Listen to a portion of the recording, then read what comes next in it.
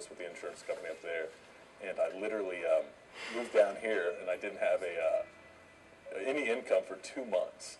And so when I got down here and moved down here on December the 11th, it was we got here in the wee hours of Sunday morning, and it was we came down and we went to church that next morning, and it was a great experience because here I was, arrived in the place where God called me to be. And after church that evening, we were actually on a drive, and I got my phone rang. It was my dad, and he was telling me that literally the biggest influence in my life and the greatest man I've ever known was my grandfather, who was pastor for over 40 years. And he had unexpectedly passed away. And it was literally the toughest moment of my life. And but it was just kind of at the same time how God was working everything together, because here I had arrived down here where God called me to be ready to start my walk with God. And it was at the same time that my grandfather passed away, and it just kind of felt like he was passing that torch on to me and wanting to let me carry on his legacy and being a godly man that he was. Getting baptized, I'm really excited about it. I've been looking forward to it for an extremely long time. I think it kind of solidifies me, and it is the completion almost of my, it will never be complete, my walk with God, because I'm learning something new every single day. But I feel like it's that, kind of seals the deal, just, in the place where I surrendered my life to God here at North Place, and to be able to be baptized in the same way, and then soon to be married on July 21st. It's just, God's doing amazing things in my life, and I'm just so thankful. And one thing is, my grandfather taught me two very important things in life. One is to always pray with an open heart, and the second is to always give God the gratitude and the thanks for everything in your life that he so rightfully deserves. And to be able to share this experience and get baptized in North Place Church is just one of the greatest blessings that I can ever ask.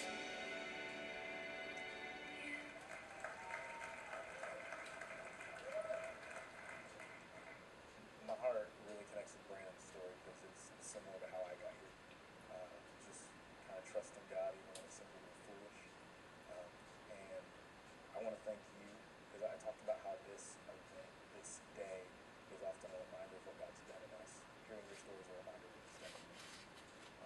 And I'm excited about your future. I'm excited about you getting married. I'm excited about everybody getting married now that I am.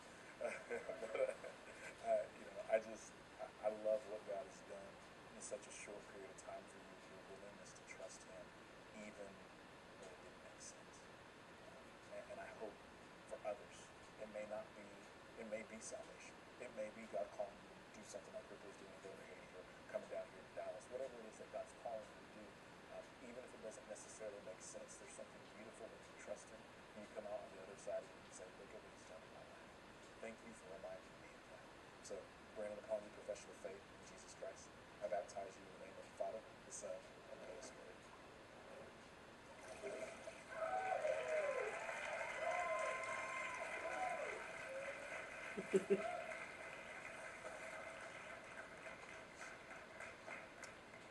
As we kind of settle in and close tonight, I just want to place that challenge of living sent again in your heart.